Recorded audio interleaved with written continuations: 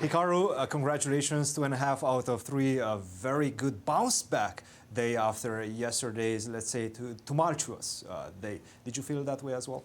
Yeah, I mean, I did what I did last time I was here 2 weeks ago. Pretty much started off playing terrible chess, and then I found a way to recover in the Blitz after a very poor rabbit portion. I mean, this event obviously is a lot shorter. It's only 3 days.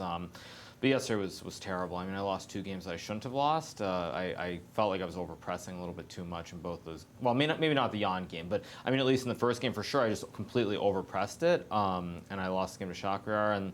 But then today, I mean, I kind of played something that I think was dubious against Lenny in this first game, this whole E4 95 thing. And I think he probably could have played something better. And I mean, I suspect that I was in trouble, but I mean, it's very hard because like I don't know whether I mean I feel like there generally are 2 approaches. Either you try to be like very solid and play symmetrical, or you try to be very creative and do something different. And I feel like I've basically decided, you know what, I don't want to play a normal game. It's going to be chaotic, and hopefully I'm not just losing in the complications. But like in this first game, I think I was just losing. I thought this D5 was very strong. Yeah, and then for some reason he didn't go knight d2 and f4, of course. Yeah, white's just much better. Yeah, he didn't do this. I mean, I saw this during the game, and I thought, I'm just getting... And this basically forces you keeping the knight on f1. Yeah, I mean, I play e3, e2... Well, okay, this loses. There's no knight e3 anymore. Yeah. But I mean, e3, f4 is what I was going to play, but it looks horrible. I don't know. I mean, it's only 0.5 or 0.9? 0.9. Wow. Only with only moves, basically. No, I mean, I was going to do this, but it looks ridiculous. I mean, it looks so stupid. Okay, it's only, wow, it's not actually just losing the way I thought. So, like, I thought it was probably very bad, but I played it anyway. And then Lenier, I mean, I guess this is where I say it's good that I don't play chess professionally anymore, because I feel like Lenier, if I had to say one thing about him, I feel like in the last couple of years in particular, he's trying to be too solid. Like, you've seen it here in many events. Like, you saw it in the Sinkfield Cup. There were a couple positions. He had great positions, and he tried to simplify. In the Blitz against me, he tried to simplify when he was completely winning for no reason. And in this game also, he tried to simplify, like even here, like knight d5. Well, first of all, go back 1 move. So I gambled here, because after queen c1 I takes, I wasn't sure whether I should take or not, because basically his knight b5 here, and I think I'm again, this is winning, of course, yeah. Yeah, so like I kind of like I was using the meta against him based on what I've seen in recent times, because I just assumed, okay, if he finds knight b5, fine, but if he doesn't play knight b5 and he plays the automatic capture, which I kind of thought he might do based on what he's done recently, then I'm back in the game. And then later he played this bishop d4 move, which was just, I mean, horrible. So that was the strategy from the beginning. Take some risks and basically base your decisions on the fact that he's a bit reluctant to take extra risks. Yeah, you've just seen it in a lot of events recently where he's looking for the simplification, even when he's pressing or potentially outright winning. And so I just thought I'll do it. I mean, the tournament's going terribly, so Did you feel like you're in a must-win situation in the first couple of games? I mean, I wasn't looking at must-win. You just don't want to lose every game. Because, I mean, the thing that's annoying is, so last year when I played the 960, it was very similar. First game, I played Shakrar also, and I think we reached some endgame where I could have forced a draw on bishops of opposite color endgame. Instead, I blundered and lost that. Then I think I lost in like 10 moves or something to Shanklin in the second game, and then I think I lost to Lenny in the third game of the day. So like after that experience last year, I mean, I just kind of didn't want to do the same thing, and so I was just kind of playing. I'm not thinking about first place. That's like, if it happens, it happens. But that wasn't my thought, at least at the start of the day. But then I mean, the second game I thought was very, very good. I got a nice big advantage from the very start. And that was against Peter, yeah. Peter. Oh, yes. Yeah, I mean, but this was also very funny. So like, it's very funny because Peter and Gary analyzing. And, like, when you make a move and your opponent doesn't move right away, sometimes you just get up, go look at the screen to see what other players have done. And it was funny because I saw that Shakrar had also played knight g3 against Gary on another board. And both of them were thinking for, like, 5 minutes, I think, on move one, which was pretty funny. And then, of course, Gary also just got blown away out of the opening, too, in this game against Shaq. And my game, of course, I think felt very pleasant, although I thought there might have been a computer line. If you go to this position... How were you analyzing these positions for those 10 minutes before the round? I'm not analyzing. Were you looking at it? Were you analyzing with... No, I just don't want to waste my energy analyzing. I figure I'm just going to look at it for 5 minutes and intuitively try to pick what I think is the best move. One move.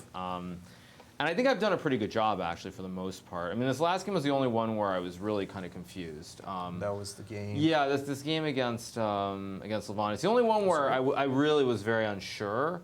Like, I didn't have any real idea what I was supposed to play for from the very start. It seemed kind of weird.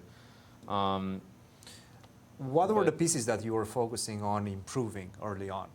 Well, I mean, there's this thing that I spoke about it. I spoke about it on my recap yesterday, and I've spoken about it recently. So I had this something similar to this against Magnus when I played him in Norway 2018, where he was a queen on A1 and the rook on B1. And I remember when we looked at the engines at the time, they liked playing like some of these early A4, some of these early B4. So it's like the one thing is when you have the queen and the rook in the corner like this, sometimes you push. Now, obviously, I don't remember what the other pieces were, but I remember that was something of a theme. So that was the one thing that I thought was maybe you push one of those pawns early, but B3 yeah, B3 or B4 or something like that. I don't know. I mean, probably not here, but it's just one of those things that I thought maybe there was something like that. But in general, I just wasn't sure what I was doing in this game after F3. Yeah, I played F6, and I saw Ali Reza played knight E7 instead of F6, which was also kind of interesting. But yeah, and then I was very sad that he took on D5 because I was really hoping that Levon would play D5, Bishop B5.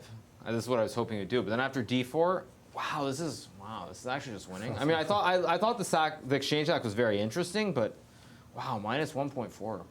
Okay, are you surprised crazy about the assessments? I mean, I thought it looked interesting. I didn't think it's probably worse because I have this big pawn center, but again, and like I'm kind of shocked. This is just. Yeah, it's just losing. Wow. No, it's just bizarre that exchange sacks. That is the one thing. Like exchange sacks seem to be the balance is very different. It seems like in 960 than in regular chess. But yeah, Levon didn't do this, and I thought I was just better throughout the game. But I think you were. Somehow, yeah. I mean, I got the center, and that's all that mattered. But somehow I couldn't. I mean, I thought what I did was very, very principled here with B5, and then yeah, he played this. Perhaps king to B7. Was somehow somehow working. That was the move we wanted. Oh, now there's what, knight A5, rook A7? Yes. Rook A7. B4 was it? And then what? A5? Yes, B4, Rook rook A6. And then that. And if rook E6 instead? If rook to A6, bishop D7. Wow, okay. But okay, allowing the queen on B6 is... No, I mean, somehow I dangerous. just, yeah. Oh, but also, I mean, there's, yeah, knight A3 and C4, I guess, is winning.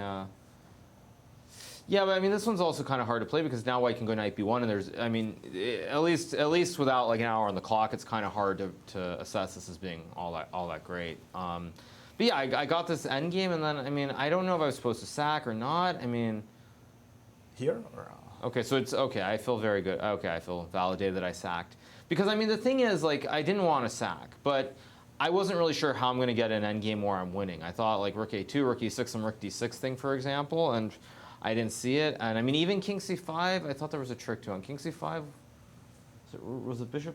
No, bishop E4. I can take. No. I can take the rooks as the king runs. Yeah. But there was something I saw here. Was it rook rook D1's also a move. Okay, but yeah. Yeah, I mean, I wasn't sure about this, and I thought rook D3 I could never lose, so it makes sense. And if he plays the wrong way, I definitely am winning. So I thought there was zero risk. But I thought Levon played this very well, actually. Yeah, rook E8. And yeah, it's a real tragedy that bishop A3 doesn't work. Bishop A3 is what I wanted to play. This is my initial idea. Because if white goes rook C8, for example. Oh, no, apparently I'm just a bad chess player. I thought I could play rook. Wait, why does rook B2 not win? Rook to B2, king C1. Ah, because I saw king A1, rook C2, which I think is just winning. Yes. Because then I have rook C1 and B2 with the fork, and yeah. Seems like okay, maybe not. Maybe I'm just a terrible chess player again. Ah, because there's rook E4 and rook A8. Okay, yeah, so I didn't. Yeah, I didn't see it. So actually, what I saw during the game was instead of this, I thought that he could play. If you go back to king A1 or go back 2 moves. Sorry. Yes. Go back one more. So no, go back instead of rook C8. Yeah. So the line that I saw was rook C3, and then I thought rook B2, king A1, B4, but then rook C8, and it's a draw. That's why. There's no more B4 square for the king. Yeah, exactly. So this is what I saw, and I thought it was a draw, so then I played rook D2, but I think Levon just played it very, very well. I mean, I thought what he did was correct, yeah. Yep. I mean, sometimes you can only tip your hat. Yeah, and it didn't seem like the balance. Yeah, because I mean, again, I got into this rook pawn endgame, but it was never quite there. So it's a little bit disappointing not to win this one, considering the position I had. But again, it was messy, and it's still 2.5 is a good day. Still within striking distance to the leaderboard. Well, I mean, I guess I do have to play Ali Reza, so I guess if I beat him, I have a chance. That's a big chance. But, I mean, who cares? I mean, the thing is, you just try to play good chess, and it's very unpredictable too, because like the opening decides everything. If you get a good position, it's very easy to play. I mean, it's a lot of fun. You're just enjoying it, like the Svidler game. But if you get a bad position right away, it's very I mean, you're just like, why am I playing 960 instead of playing normal chess? I'd much rather just blitz out 20 moves of theory. So it cuts both ways. But again, at least today, I thought I played pretty well. I thought I calculated well. I think my time usage was much better than yesterday, and it's all very good. Hikaru, go get your rest. We'll see you tomorrow. Thank you. Congratulations to you, Hikaru, for a